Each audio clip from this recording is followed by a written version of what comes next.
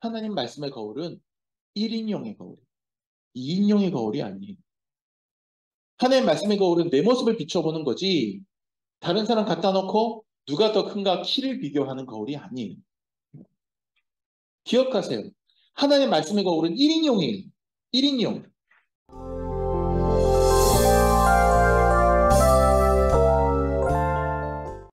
오늘 우리가 읽은 본문은요. 바리새인과 세리의 기도 비유라고 하는 거예요. 예수님이 바리새인들 들으라고 대놓고 하신 비유거든요. 바리새인에 대해서 먼저 좀 알아야 돼요. 바리새인. 바리새인이라고 하는 사람들은 구약 성경에는 안 나와요. 예수님 시대에만 나와요. 그러니까 우리 구약 성경이 쓰여지고 그다음에 예수님 오실 때까지 한 몇백 년 시간이 텀이 있거든요. 그 사이에 몇 가지 특별한 신앙 그룹들이 등장을 해요. 이스라엘 역사 속에 등장합니다. 뭐 사두개파 사람, 에세네파, 뭐 열심당 이런 등등 해가지고서 등장을 하는데 그 중에 제일 성경에 많이 등장하고 예수님한테 많이 혼난 그룹들이 바리새인이라고 하는 사람이에요. 이 바리새인들은 철저하게 율법 중심적인 사람들. 그래서 구약 성경에서 주어져 있는 율법을 한 글자도 점 하나도 안 틀리고 다 지키려고 노력하는 사람들. 그렇게 해야만 구원받는다고 생각했던 그런 사람들이에요. 그럼 세리는 어떤 사람이냐? 바리새인과 세리가 둘이 기도하러 같이 올라갔는데 각각의 기도를 좀 살펴본 말씀이거든요. 그럼 이 세리는 어떤 사람들이냐? 세리. 이 세리는 세금 걷는 관리를 세리라고 해요. 쉽게 말하면. 세금 거두는 관리. 근데 이 세금을 나라에다가 그냥 우리가 꼬박꼬박 내는 세금 내는 거 뭐 무슨 뭐 허물이 있겠어요. 당연한 거죠. 근데 문제는 그 당시가 유대 나라가 이스라엘 나라가 로마의 식민지로 있던 때란 말이야. 그러면 이 세금은 어느 나라에다가 내는 거예요? 예, 로마에다가 내는 거죠. 그러면 이 세리들이 동족들 유대인들의 돈을 걷어가지고 로마한테 갖다 주는 거죠. 그러니까 어느 날 우리나라로 치면 옛날에 일제시대에 완장차고 일제에 부역했던 사람들 그런 사람들인 거죠. 우리를 괴롭히는 나라에 우리 돈 갖다가 주는 사람. 근데 그나마도 걷어다 갖다 주는 거면 그나마 다행인데 중간 수수료를 막대하게 붙입니다. 굉장히 많이 막대하게 붙여요. 사람들이 이 세리를 매국노 취급하고 비양심적인 도둑놈 취급하고 근데 함부로 할 수는 또 없어요. 왜냐하면 관리니까 함부로 할 수는 없는데 그냥 안 어울리고 무시하고 왕따시키고 이런 거죠. 그게 세리였어요. 이 세리도 어떤 세리들은 아주 대놓고 그냥 그렇게 했지만 또 어떤 세리들은 자기가 직업이 이거라 하지만 마음속에 늘 양심의 갈등이 있는 그런 세리들도 있었단 말이에요. 자, 그러면 이 바리새인들이 볼 때 세리는 어떤 사람들일까요? 바리새인들은 굉장히 자기들은 유대교 신앙에 충실한 사람, 믿음이 충만한 사람, 그리고 흠도 없고 의로운 사람이라고 자기를 생각했어요. 근데 그런 바리새인들이 세리를 볼 때는 정말 인간 같지도 않은 것들 이렇게 생각할 거 아니에요? 굉장히 무시하고 예, 벌레 취급하고. 근데 이 바리새인과 이 세리가 하필이면 같은 시간에 같은 성전에 기도하러 올라가는 거예요. 이게 이제 예수님께서 지금 말씀하시는 비유의 내용입니다. 흥미가 진진하죠? 예수님이 이 길을 참 재밌게 잘 만드시는 것 같아요. 하필이면 바리새인과 세리가 같이 기도하러 성전에 올라가는 상황이다. 바리새인의 기도를 한번 살펴봅시다. 바리새인이 어떻게 기도하느냐? 자기 자랑만 해요. 기도하러 올라가서. 기도라는 게 원래 내 힘 빼고 내 의지를 꺾고 하나님의 음성 듣고 하나님의 사람으로 내가 변화되어서 내려오는 과정이 진짜 기도인데 바리새인은 그게 아니라 반대로 자기가 충만해. 이 나르시시즘에 빠져갖고 완전히 자기애가 충만해가지고 자기 자랑하러 기도하러 간 것 같아요. 뭐라고 얘기합니까? 하나님 딱 이렇게 시작하는 거예요. 제가 이렇게 살 수 있게 해주셔서 감사합니다. 이러는 거죠. 저는 1회에 한 번, 7일에 한 번씩 꼬박꼬박 금식하고 소득의 11조도 꼬박꼬박 내고요. 나쁜 짓도 안 하고요. 불의도 행하지 않고요. 예. 제가 얼마나 양심적이고 거룩하고 경건하고 정직하게 살아가는지 알 수가 없습니다. 그렇게 살게 해주셔서 감사합니다. 이렇게 해요. 이거 마치 요즘은 이제 요즘 어린 친구들은 잘 모르겠지만 불과 한 1, 20년 전만 해도 우리나라에 매년 큰 행사 중에 하나가 미스 코리아 뽑는 행사가 있었어요. 이제 아름다운 이제 여성들이 나와가지고 이렇게 막 이제 사자머리 이렇게 파마하고 나와가지고 심사 다 끝난 다음에 나중에 미스 코리아 뭐 김태아 이런 하면 막 울면서 막 눈물 뚝뚝 흘리면서 막 미용실 원장님 감사드리고요. 막 그러면서 앞으로 세계 평화와 어린이들을 위해서 봉사하는 사람이 될게요. 막 코리아 막 그런 얘기를 막 하면서 꼭 빼놓지 않는 얘기들 중에 하나가 뭐냐면 저를 이렇게 예쁘게 낳아주신 부모님께 감사드려요. 이런 얘기를 해요. 틀린 말은 아닌데 예뻐요. 그리고 부모님께 감사해야 되는 것도 맞는데 자기 입으로 그렇게 저를 이렇게 예쁘게 낳아주신 부모님께 감사드려요. 약간 재수가 나띵인 경우가 있어요. 네. 반면에 세리의 기도는 어떠냐? 오늘 성경 말씀은 뭐라고 되어 있냐면 감히 하늘을 우러러 바라보지도 못했다 그랬어요. 감히 하늘을 우러러서 이렇게 쳐다보지도 못하고 울면서 주먹으로 자기 가슴을 치면서 뭐라고 얘기하느냐? 하나님이여 불쌍히 여기소서. 나는 죄인이로소이다. 하나님 저를 불쌍히 여겨주세요. 저는 죄인이에요. 저는 죄인이에요. 저는 죄인이 그러는 거예요. 그리고는 예수님이 물으십니다. 제자들에게 이 얘기 쭉 해주신 다음에 야, 이 두 사람 기도 중에 누구의 기도를 하나님이 들으실까?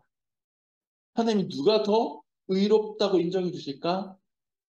그러면서 예수님께서 결론 이렇게 내리십니다. 세리야, 세리. 세리. 세리의 기도의 손을 딱 들어주시면서 이렇게 결론을 내리는 거예요. 14절 말씀 한번 봅시다. 내가 너희에게 이르노니 이에 저 바리새인이 아니고 이 사람이 의롭다 하심을 받고 그의 집으로 내려갔느니라. 무릇 자기를 높이는 자는 낮아지고 자기를 낮추는 자는 높아지리라 하시니라. 그러니까 예수님께서 바리새인이 아니라 이 사람, 여기서 말하는 이 사람은 세리예요. 하나님께서 인정해 주시고 의롭다 그렇게 인정해 주시는 사람이 됐는데 그 주 메시지는 이거예요. 이야기 속에서 자기를 높이려고 하는 사람은 오히려 하나님은 낮추시고 오히려 자기를 낮추는 사람은 하나님이 높이신다. 아멘. 주 메시지는 그거예요. 겸손과 교만에 대한 이야기죠. 그게 이제 표면적인 메시지예요. 자기를 갖다가 막 요즘은 자기 PR 시대라고 하지만 너무 자기를 막 높이고 다른 사람보다 막 자기를 높이려고 하는 사람들은 오히려 하나님 볼 때는 좀 꺾으시고 자기를 겸손하게 낮추고 다른 사람 앞에 무릎 꿇는 사람은 하나님이 오히려 높이신다. 이런 메시지인데 그건 이제 겉으로 드러나는 메시지고 제가 이 말씀을 깊이 묵상하고 또 곱씹고 하니까 그 한꺼풀 아래에 왜 이 사람이 바리새인이 교만해지고 왜 세리는 겸손해졌느냐에 대한 하나의 원리 같은 게 제 눈에 들어와요. 왜 그런 결과가 나왔느냐. 그 원리 하나를 제가 묵상하면서 깨달은 원리 하나를 여러분과 오늘 말씀을 통해서 나누려고 합니다. 여러분 상대평가와 절대평가라는 말 아세요? 들어보셨어요? 상대평가, 절대평가? 상대평가는 뭐예요? 우리가 시험을 보거나 성적을 매기거나 할 때 예를 들어서 1등부터 10등까지만 합격 뭐 이렇게 하면 상대방하고 다른 사람하고 나하고 내 점수를 비교해서 내가 10등 안에 들면 난 합격인 거예요. 100점 만점인데 전체적으로 시험을 다 못 봤어. 전체적으로 시험을 다 못 봐서 나는 지금 한 50점밖에 못 받았는데도 다른 애들이 전부 다 30점, 40점 되면 나는 합격이에요, 합격이 아닌. 난 합격이에요.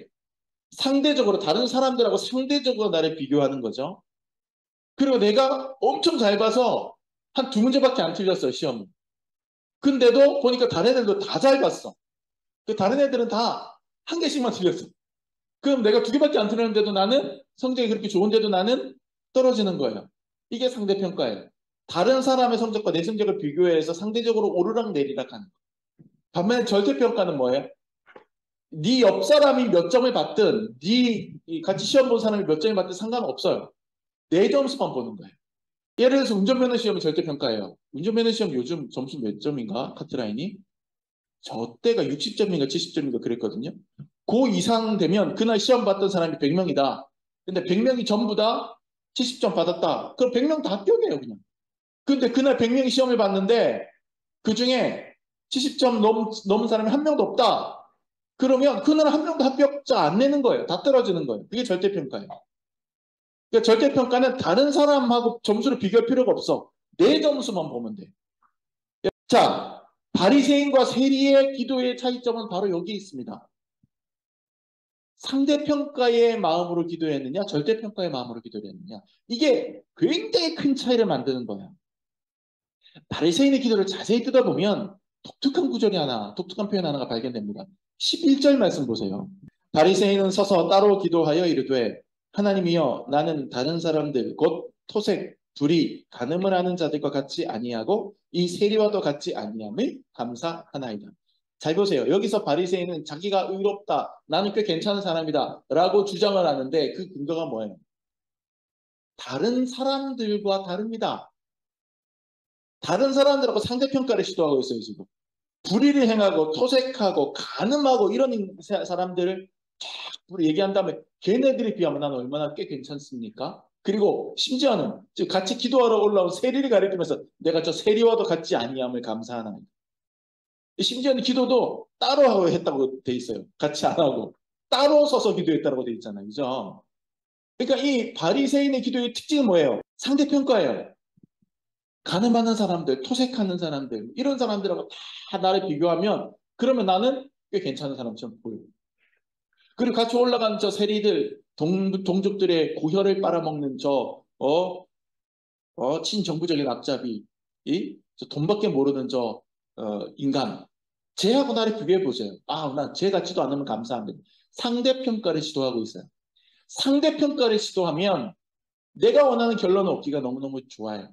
상대평가 좀 한번 시도해 볼까요? 어젯밤에 제가 여기서 막 열심히 이제 카페 영업 마무리하고 여기 막 여러분 예배를 아름답게 하기 위해서 이렇게 세팅하고 있는데 갑자기 문이 삐끔 열리더니 불도 얼추 다 꺼놓고 불 하나 켜놓고 일하고 있는데 덜컥 들어와요. 누가 들어와요. 쑥 들어와요. 벌써 몸놀림이 벌써 이래요 벌써. 예. 그 사람들은 꼭 이렇게 한쪽 방향으로 이렇게 두 발씩 가요. 예. 이상해요. 그럼 들어왔어요. 제가 영업 끝났습니다. 그랬더니 네 잔만 삽시다. 네 잔만. 막 이래요. 아니 네 잔 팔면 좋지 저야.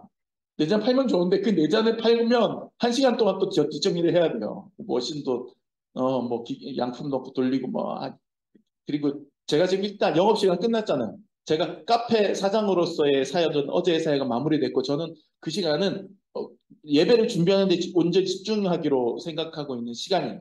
근데 그 아저씨 계속 오른쪽으로 두 발씩 가면서 계속 내 잔을 사겠대. 그래서 제가 막 달래서 그냥 가까스로 내보냈어요. 가까스로 내보냈어요. 그러면서 주머니 손 찔러 놓고 제가 보면서 뒤에서 바라보면서 한숨을 보면서 에이, 이렇게 한 거죠. 자, 만약에 제가 그 사람의 인생과 그 사람의 그 모습과 저의 모습을 딱 비교해 놓고 하나님 앞에 나갔다고 생각해 보세요. 그럼 그 사람은 다음날 주일날인데 하나님은 생각도 못하는 사람, 술에 쩔어가지고 막 오른쪽으로 항상 계속 두 걸음 가는 사람. 반면에 저는 맨정신으로 다음날 예배를 위해서 열심히 강단을 준비를 하고 말씀을 묵상을 하고 준비하는 사람. 이렇게 딱 대비되죠. 그러면 내가 그 인간에 비해서는 굉장히 뭔가 영적이고 굉장히 뭔가 의미 있고 굉장히 뭔가 바람직한 삶을 살고 있는 것처럼 느껴져요. 그럼 이 정도면 난 괜찮지 뭐 이런 생각이 들어요. 이게 상대평가예요. 이게 상대평가. 여러분도 숙제 같은 것도요. 숙제 해가야 되잖아요. 그러면 이거 마음속 위로를 얻기 위해서 어떻게 하는지 알아요? 학교 가자마자 야 숙제했어? 그 옆에서 아니 나 안 했는데 이러면 마음의 평안함을 느껴져요. 그쵸? 근데 숙제는 사실은 걔가 했는지 안 했는지 뭔 상관이에요. 선생님하고 나하고 관계인데. 근데 괜히 야 너 몇 장이나 썼냐? 나 반장. 난 3분의 2는 썼는데 너 반밖에 안 썼어? 야, 좀 낫네. 이런 생각이 드는 거예요. 이게 상대평가할 때 우리가 빠지는 오류예요. 오류. 바리새인의 기도가 그런 거예요. 바리새인의 그의 교만의 원인은 다른 사람과의 비교예요. 자기가 볼 때 자기보다 못해 보이는 사람과 자기 자신을 비교함으로써 상대적인 우월감을 스스로 획득하는 거. 상대평가의 기도. 카페 교회를 하니까요. 제가 자영업자 들의 마음을 참 많이 이해하게 됩니다. 아주 솔직한 이야기 하나 해볼까요? 진짜 솔직한 이야기. 진짜 솔직한 이야기. 카페에 손님이 지독하게 없는 날이면 자주 그렇습니다. 카페에 손님이 정말 지독하게 없는 날, 파리가 아주 제대로 날리는 날이면 요즘은 이제 제가 잘 안 그럽니다만 한때는 그랬어요. 주머니 손딱 찔러놓고 어차피 여기를 지키고 있어도 사람이 들어오지 않는다면 내가 막 한 10분 카페를 비운들 뭔 문제가 있겠나. 그러면서 혼자 쓸쓸하게 길을 나섭니다. 카페를 비워놓고. 어디를 갈까요? 저 앞에 사거리로 가요. 왠지 아세요? 그쪽으로 가고 오다 보면 양쪽 편에 카페들이 몇 개가 있어요. 그러면 그 카페들은 손님이 있나 없나 보는 거죠. 그리고 손님이 있나? 테이블에는 한두 사람 앉아있나? 이렇게 하면서 쭉 살펴보고 오는 거죠. 밑에 메가커피는 안 봐요. 거기는 봐봤자 속상해. 예. 거기는 원래 넘사벽이라, 거기는 원래 넘사벽, 메가커피는 안 봐요. 그 전에서 방향을 틉니다. 그리고 그 중간에 있는 카페 몇 개를 보고 위로 쭉 올라가서 위에 있는 카페도 한번 싹 훑어보고 이제 슥 들어와요. 근데 만약에 제가 돌아봤는데 우리 카페는 손님 한 명도 없는데 다른 카페들은 그래도 대기하고 있는 사람이 한두 팀씩 있고 한두 테이블에 앉아있고 이런 모습을 보고 오면 의기소침해져요. 그 비교 딱 되면서 굉장히 의기소침하게 됩니다. 근데 그렇게 휙 둘러봤는데 다른 카페들도 전부 다 개미새끼 한 마리 발견할 수 없는 날이 있어요. 한 명도 없어요.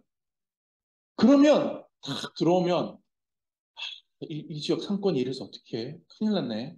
전체적으로 이렇게 파리가 날려서 이렇게 생각이 돼야 정상인데 그게 아니에요. 다 돌아봤는데 다른 카페가 없잖아요. 그러면은 들어오면서 시고 있어요. 다 똑같네? 나만, 나만 그런 게 아니네? 이렇게 마음이 돼요.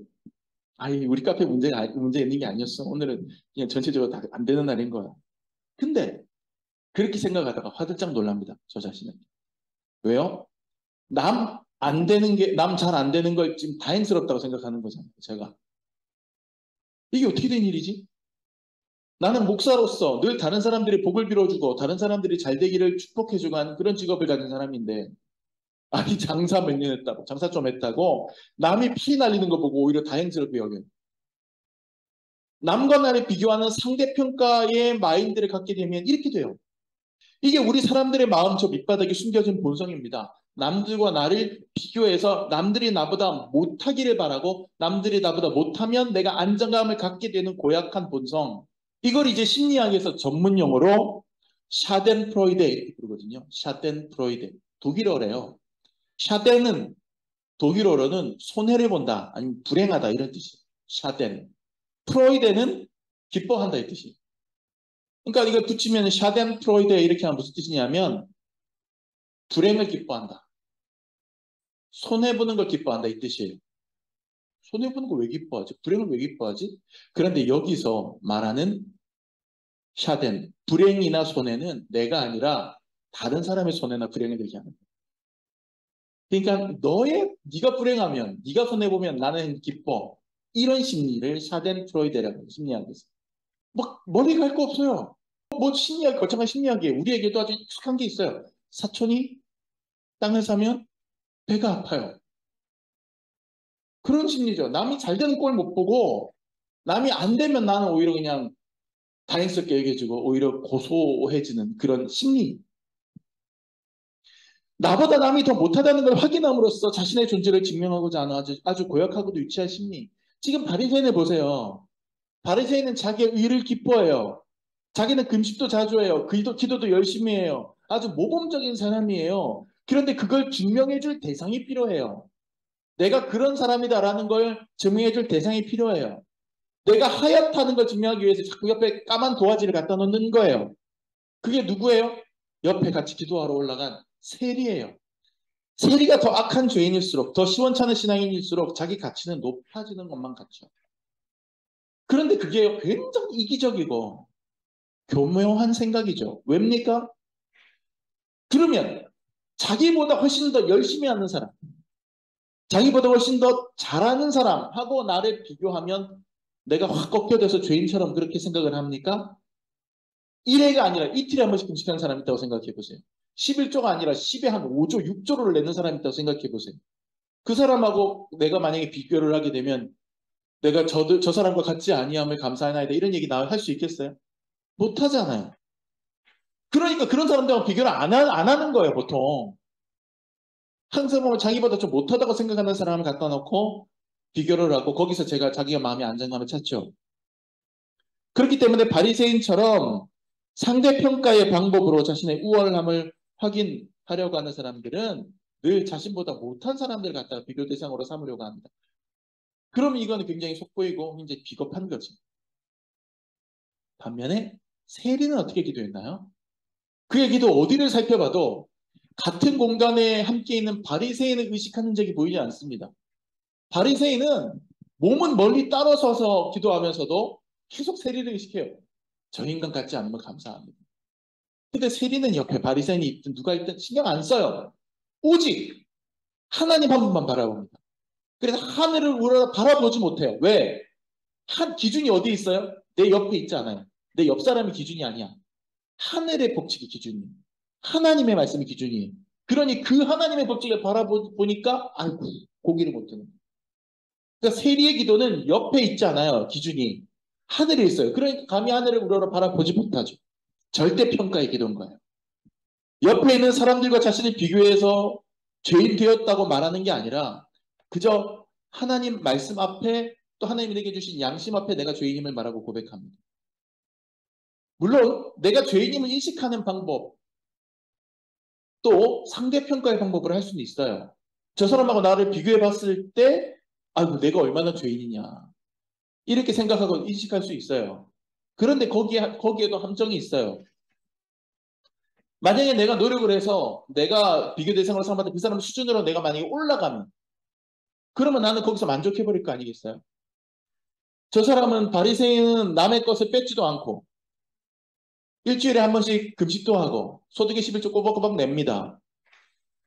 그래서 나는 그 사람하고 비교했을 때 나는 죄인이라고 생각했어요. 근데 내가 열심히 노력을 했어.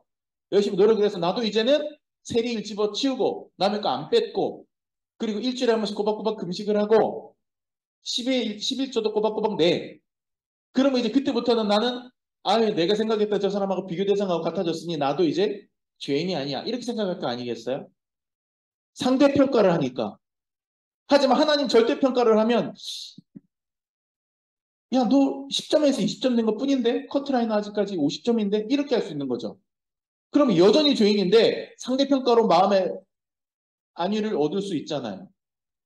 그러니까 옆 사람하고 비교했을 때 내가 죄인이라고 생각하는 건 또 틀린 거예요. 세리는 그렇게 생각하지 않았어요. 세리는 옆 사람 의식 안 했어요. 오직 하늘만 의식했어요. 모세가 40일 금식 기도했다고 성경에 나오거든요. 40일 동안 시내산에서 십계명 받을 때. 그래서 오늘날 그 모세를 본받아서 40일 금식 기도에 도전하시는 분들이 종종 있어요. 목사님들 중에도 종종 있고. 자, 그런데 만약에 어떤 분이 40일 금식 기도를 했다고 쳐요. 자기가 40일 금식 기도를 하는 순간 나는 이제 모세와 같은 사람이 됐다라고 생각한다고 해보세요. 왜요? 그분은 모세를 비교 대상으로 삼았어요. 자기도 모세처럼 40일 금식을 했어요. 그러면 금식도 했고 무엇도 보고 했으니 나도 모세만큼 영성을 가졌다. 그러니 나는 모세 같은 대우를 받아야 된다. 이렇게 생각이 점프하면 그게 적절하느냐? 그게 바로 상대평가의 함정이에요. 어떤 비교의 대상을 놓고 내가 그 대상하고 비슷하게 뭔가를 하게 되면 나도 그 대상만큼 될 수 있다. 이런 생각들. 어떤 목사님들은 반면에 자기는 40일은커녕 3일 금식도 너무 힘든데 그러면 자기는 40일 금식했던 그분들하고 비교했을 때 금식도 제대로 못하는 영성 없는 목사다 이렇게 생각해야 마땅합니까? 비교하면 그렇게도 생각할 수 있잖아요. 그래서 비교의식에 빠져서 자기 비하에 빠지고 자신감 떨어지고 그렇게 돼야 되겠습니까? 아니에요. 상대평가의 부작용이에요. 테리는 자기가 죄인임을 고백하면서 자신을 낮추었지만 다른 어떤 사람을 비교 대상으로 삼고 그 사람보다 엉망진창이라고 자신을 낮춘 게 아니라 오직 하나님 앞에 하늘 앞에 고개를 들지 못한 거예요. 상대평가에 의해서 죄인으로 고백한 게 아니에요. 그저 하늘의 기준에 맞추어서 자신을 절대평가의 대상으로 인식한 거죠. 근데 여러분 저도 어릴 때부터 그렇게 해왔고 오늘날도 정말 많은 사람들이 이 상대평가의 유혹에 굉장히 많이 시달립니다. 그래서 어떤 많은 목사님들이 목회의 길로 나설 때 어떤 자기가 본받고 싶어 하고 닮아가고 싶어 하는 어떤 목사님들 머릿속에 생각해 놓잖아요. 그러면 그 목사님들이 일군 규모의 교회를 자기도 비슷하게 일구면 본인은 거기서 만족해요. 괜찮다고 생각을 합니다. 괜찮다고 생각을 해요. 상대적으로 목표했던 대로 올라가지 못하면 나는 정말 부족한 사람, 나는 정말 영 아닌 사람으로 자기를 생각하고 스스로를 비하하고 그렇게 하죠. 목사님들만 그런 게 아니에요. 일반 성도들도 마찬가지입니다. 일반 성도들도 어느 정도의 수준에 자기 나름대로 수준을 딱 그려놔요. 그 정도면 괜찮아. 저 사람 정도면 괜찮아. 저 사람 정도 나도 신앙생활 하면 나도 꽤 괜찮은 신앙생활 하는 사람이야. 이렇게 생각을 합니다. 그래서 그 이상을 하려고 하지 않아요. 그 정도 수준에 가버리면. 아니면 그 정도 수준에 가버리면 나보다 훨씬 더 못하다고 생각하는 사람들을 깔보기 시작하죠. 바리새인처럼. 이렇게 상대평가를 하게 되면 이런 그게 있는 거예요. 그러니까 여러분 신앙생활 하면서 상대평가의 유혹을 절대적으로 이겨내셔야 됩니다. 끊임없이 유혹이 옵니다. 끊임없이 유혹이 와요. 계속해서 비교하고자 하는 그런 유혹이 오는 거죠. 여러분 바리새인의 바리새라고 하는 말이 히브리어로 페루심이라고 하는 말에서 왔거든요. 페루심. 이 페루심이라고 하는 말은 구별되다, 분리되다 이런 뜻입니다. 그러니까 아까 기도할 때도 바리새인들 어떻게 해요? 따로 서서 따로 서서 기도했다 그러죠? 바리새인이라 그런 거예요. 이름에 철저하게 충실했던 것 같아요. 혼자 따로 떨어지는 거예요. 분리되는 거예요. 섞이지 않는 거예요. 근데 이게 처음에는 페루심이라고 하는 말이 무엇으로부터 분리되고 무엇으로부터 구별되느냐? 죄로부터, 거룩하지 않은 것으로부터, 경건하지 않은 더러운 것으로부터 분리됐다. 이런 뜻으로 쓰였겠죠. 거룩하다는 것은 구별되었다는 뜻이에요. 구별되었다는 것은 무엇으로부터 구별됐다는 얘기예요? 죄로부터 구별됐다는 얘기예요. 죄악된 생활이 있고 죄악된 모습이 있으면 거기서부터 구별이 돼요. 그럼 그게 거룩함이에요. 바리새인을 뜻하는 페루심이라는 말도 여기에 이런 의미였어요. 원래 무엇으로부터 분리가 되어야 되느냐? 죄로부터 분리가 되는 거예요. 무엇으로부터 구별되어야 되느냐? 죄로부터 구별되는 거예요. 그런데 처음에는 그런 뜻으로 바리새인이라는 말이 됐겠죠. 근데 이 바리새인들이 자신의 율법을 지키는 공로, 자신들의 어떤 행위, 다른 그 좀 자기들이 열등하다고 생각되는 사람들보다 훨씬 더 거룩하게 살아가는 자신들의 삶을 더 강조하면서 나중에는 이 페루심이 분리된다 이 뜻이 죄로부터 분리되는 게 아니라 나보다 못한 인간들로부터 분리된다 이런 뜻으로 오용해서 쓰게 되는 거죠. 저는 이렇게 그렇게 보는 겁니다. 원래 바리새인의 바리새는 죄와 분리된다는 뜻이었을 거예요. 율법을 통해서 죄를 분리해낸다 이런 뜻이었겠지만 이게 점점 심해지면서 다른 인간들과 우리는 다르다라고 하는 특권의식. 상대평가에 의해서 야 카트라인 몇 점이야? 카트라인 몇 점 이하는 우리는 어울리지 마. 이렇게 하면서 자기들끼리 분리하는 그런 분리의식. 그런 분리주의자로 바리새인의 페루심이라는 말이 적용돼 버린 거죠. 이게 안타까운 겁니다. 하나님 앞에서 다른 사람과 비교하여서 무언가 나를 구별하게 만드는 기준을 절대로 내세우지 마세요. 저 사람은 평신도인데 나는 목사야. 맞는 얘기 같죠? 근데 저는 그것도 위험하다고 봅니다. 제가 목사지만. 그게 얼마나 많이 목사님들 타락하게 만들고 무너뜨리는지 몰라요. 변질되게 만들고. 목사와 평신도 사이에는 건널 수 없는 관계가 있어. 나는 목사고 너는 평신, 나는 선생이고 너는 학생이야. 그런 것처럼 말이죠. 예. 그게 중세 시대에 로마 가톨릭 교회가 변절되고 타락했던 중심에 그런 생각이 있었거든요. 사제들의 특권의식. 오늘날 개신교가 타락하는 것도 똑같은 거예요. 그래서 목사가 강단을 없애고 평신도들의 높이와 같은 높이로 내려가고 그들과 같은 삶의 터전에서 호흡하는 그런 게 정말 필요한 거죠. 이 시대에는. 저는 개인적으로 그런 사회를 추구하고 있는 거고. 저 사람은 헌금 요만큼 하는데 나는 헌금 이만큼 해. 이런 식으로 하는 것도 바리새인의 기도와 비슷한 겁니다. 저는 1회에 한 번씩 금식하고 소득의 11조를 드리나이다. 쟤는 안 그러죠, 하나님? 이런 기도잖아요. 저 사람은 성경 겨우 한 번 읽었는데 나는 성경 5번이나 읽었어. 이런 거. 이런 비교를 통한 상대평가가 나를 교만에 빠뜨립니다. 하나님 앞에 나갈 때는 그런 거 절대 내세우면 안 돼요. 절대평가에 따라야 합니다. 그래서 제가 설교할 때 굉장히 많이 쓰는 얘기가 하나님 앞에 나갈 때는 계급장 띄고 나가라. 저 이런 얘기 많이 하거든요. 제가 제일 정말 싫어하는 게 큰 교회 있을 때도 마찬가지고 그 지역의 국회의원들이나 시장님이나 누가 왔을 때 광고 시간에 그 사람만 특별히 이렇게 세워가지고 박수치고 방문해 주셨습니다 하고 인사시키는 거. 저는 그거 왜 하는지 모르겠어요. 저는 우리 교회에 대통령이 올 리는 없지만 만약에 대통령이 와서 이 자리에 앉아 있는다 하더라도 저는 그 대통령 오늘 우리 교회에 처음 나오신 분 계십니다 하고 처음 오신 분으로 소개를 하고 박수 칠 수는 있어도 대통령께서 방문하셨습니다. 박수 치지 않아요. 저는. 그러진 않습니다. 왜? 하나님 앞에 온 똑같은 사람이에요. 그 사람이 왜 계급 가지고서 특별 대우를 받아야 됩니까? 이유가 없어요. 하나님 앞에 나갈 때는 다 똑같은 죄인이에요. 다 절대평가의 기준을 받아야 돼요. 하나님 앞에 나아갈 때 헌금 이만큼 했다고 헌금 요만큼 한 저 사람보다 더 대우받으려고 하면 안 돼요. 하나님 앞에 나아갈 때 성경 5번 읽었다고 한 번 읽은 사람보다 더 우쭐대지 말아야 해요. 하나님 앞에 나아갈 때는 그냥 하나님 말씀의 거울 앞에 내 모습만 비춰보는 거예요. 하나님 말씀의 거울은 1인용의 거울이에요. 2인용의 거울이 아니에요. 하나님 말씀의 거울은 내 모습을 비춰보는 거지 다른 사람 갖다 놓고 누가 더 큰가 키를 비교하는 거울이 아니에요. 기억하세요. 하나님 말씀의 거울은 1인용이에요. 1인용. 근데 우리는 자꾸 그 거울 갖다 놓고 다른 사람을 갖다가 비교를 해. 아니에요. 저 사람만큼 나도 한다고 만족하지 마세요. 저 사람보다 내가 낫다고 교만하지도 마세요. 저 사람보다 내가 못하다고 절망하지도 마세요. 우리의 지체와 이웃은 서로 교제하고 함께 세워져 가라고 주어진 것이지 비교의 대상으로 삼으라고 있는 게 아니란 말이에요. 상대평가 유혹에서 벗어나세요. 하나님의 말씀 앞에는 절대평가를 쓰세요. 세상 사람들이 모두 다 최고의 사역자입니다라고 칭송했던 사도 바울. 상대평가의 기준에서 보면 따라올 사람이 없었던 사도 바울. 하나님 말씀 앞에 절대평가의 기준 앞에 섰을 때 뭐라고 얘기했는지 아십니까?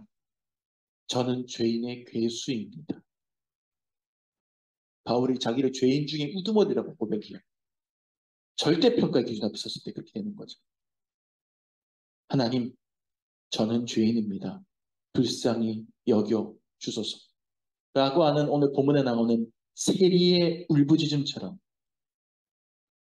철저하게 하나님 앞에 1인용 거울에 나를 비춰보는 그런 저와 여러분의 신앙과 삶이 되시기를 주님의 이름으로 축원합니다. 기도합시다.